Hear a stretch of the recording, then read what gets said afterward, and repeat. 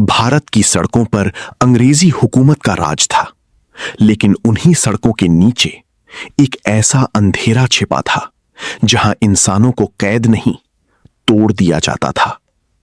लोहे की सलाखें, खून से भीगे कोड़े और समुद्र के बीच खड़ी वो खौफनाक जेल, काला पानी, जहां पहुंचने के बाद लोग वापस जिंदा तो लौटते थे, लेकिन इंसान बनकर नहीं।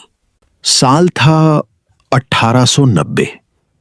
भारत की हवा में नमी थी, लेकिन उस नमी के पीछे एक घुटन छिपी हुई थी।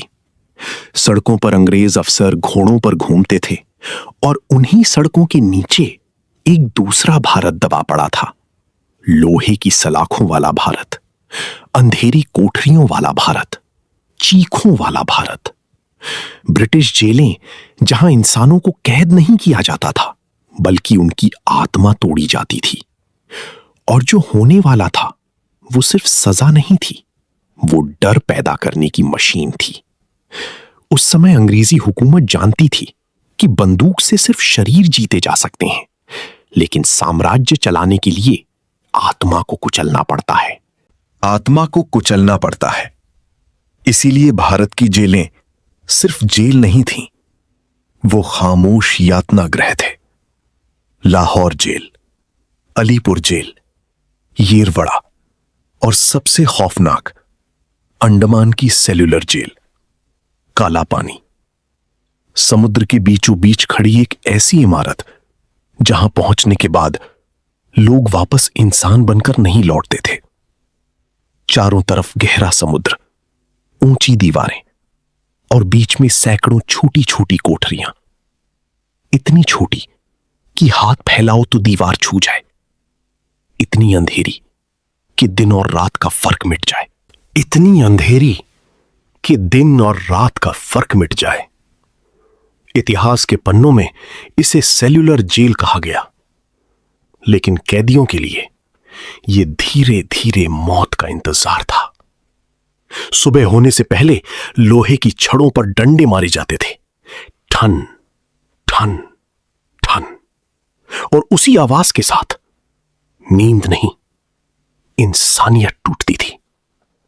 कैदियों को लाइन में खड़ा किया जाता, कमजोर शरीर, फटे कपड़े, सूखी आंखें।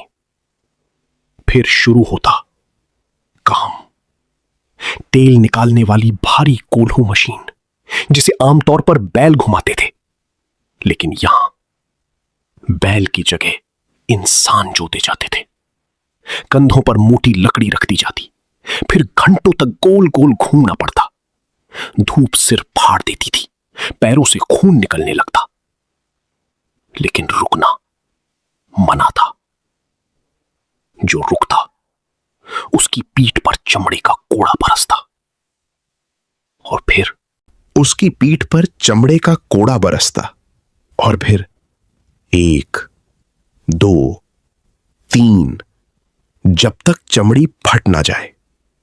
कुछ कैदी वहीं गिर पड़ते, लेकिन जेलर की आंखों में दया नहीं होती थी, क्योंकि इस यातना का मकसद काम करवाना नहीं था, मकसद था विद्रोह की आग बुझाना। लेकिन कहानी यहां खत्म नहीं होती। ब्रिटिश जेलों का सबसे बड़ा हथियार भूख थी। सड़े हुए चावल, कीड़ों वाली दाल और बदबूदार पानी। कई बार खाने में पत्थर मिलते थे, कई बार मरे हुए कीड़े, लेकिन शिकायत करने का मतलब था नई सजा। कुछ कैदियों को उल्टा लटका दिया जाता, कुछ को घंटों हथकड़ी में बांधकर खड़ा रखा जाता, और कुछ अंधेरी कोठरी में बंद। ऐसी कोठरी जहां रोशनी की एक किरण भी नहीं पहुंचती थी। धीरे धीरे इंसान अपनी ही दिमाग की आवाज सुनने लगता। कुछ लोग दीवारों से बातें करने लगते, कुछ अपनी याददाश्त खो बैठते। कुछ लोग दीवारों से बातें करने लगते, कुछ अपनी याददाश्त खो बैठते, और कुछ चुपचाप मर जाते। उस समय अंग्रेजों के लिए सबसे खतरनाक लोग थे क्रांतिकारी, क्योंकि वो सिर्फ आजादी की बात नहीं करते थे, वो डर खत्म कर रहे थे। इसलिए उनके लिए सजा भी अलग थी। हाथों में भारी हथकड़ियां, पैरों में जंजीरें और शरीर पर लगातार अत्याचार।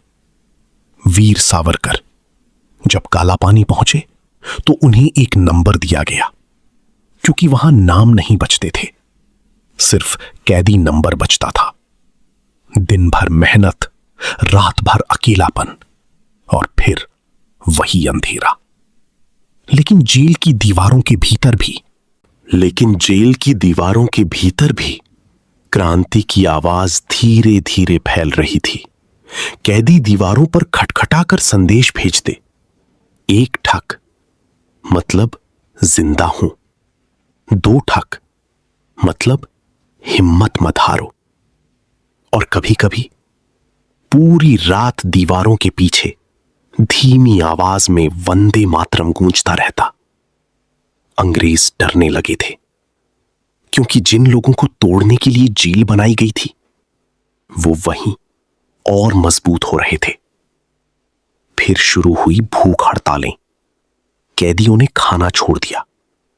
दिन बीतते गए। 5 दिन, 10 दिन, 20 दिन। शरीर सूखने लगे, होंठ फटने लगे, लेकिन आंखों की आग बाकी थी। और फिर जबरदस्ती खाना खिलाने का आदेश दिया गया। लोहे की कुर्सी पर कैदियों को बांधा जाता। नाक में मोटी नली डाली जाती। कुछ चीखते, कुछ बेहोश हो जाते, और कई बार वो नली फेफड़ों में चली जाती।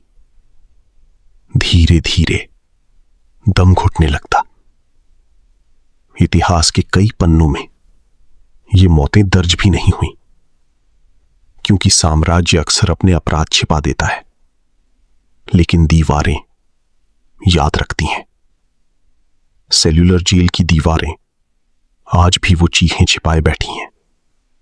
रात के अंधेरे में जब समुद्र की हवा उन गलियारों से गुजरती है तो ऐसा लगता है जैसे कोई अब भी मदद के लिए पुकार रहा हो। और फिर आया 1947। भारत आजाद हो। और फिर आया 1947। भारत आजाद हो गया। अंग्रेज चले गए, लेकिन जाते जाते वो अपने पीछे सिर्फ टूटी हुई इमारतें नहीं छोड़ गए, वो छोड़ गए हजारों बिखरी जिंदगियां। कुछ लोग कभी घर नहीं लौटे, कुछ लौटे लेकिन अंदर से टूट चुके थे। आज भी अंडमान की उस जेल में जंग लगी सलाखें खड़ी हैं। तेल वाला कोल्हू अब नहीं घूमता, कोड़े नहीं बरसते, लेकिन हवा अब भी भारी लगती है, क्योंकि कुछ जगहें सिर्फ ईंट और पत्थर नहीं होती, वो दर्द को अपने अंदर कैद कर लेती हैं। और ब्रिटिश जेलें उन्हीं दर्दनाक यादों में से एक थीं।